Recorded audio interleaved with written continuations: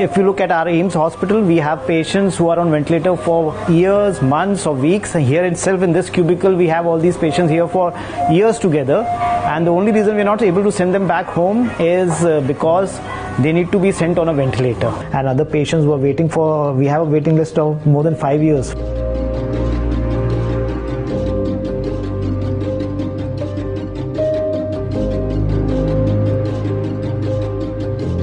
If I rewind back around 1.5 to 2 years back, so it all started with discharging this patient who's Sachin in this case. So we gathered around that patient. We said, hey, listen, he's there in AIMS from last 4 years, and we need to discharge him, and we need to make a device that he can take back home. At that time, and even today, there is no cost-effective ventilator available in India.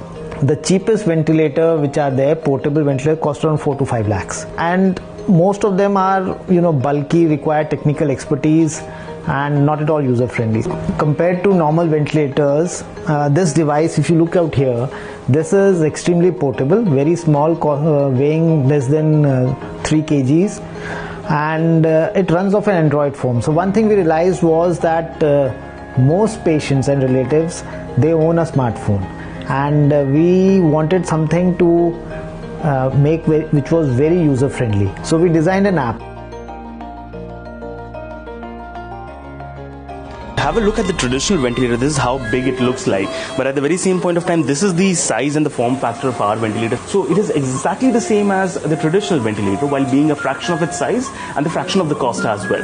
Now, if I talk about this ventilator, this comes with a lot of shortcomings where our ventilator actually supersedes. So when we talk about this ventilator, it needs oxygen supply, it needs medical air. So if a person wants to take it home for a long-term ventilation, he cannot take it over there. Whereas with our ventilator, you simply plug it into the socket and it works just fine. We have prices less than 50,000 rupees. That's the basic price for the basic version, and the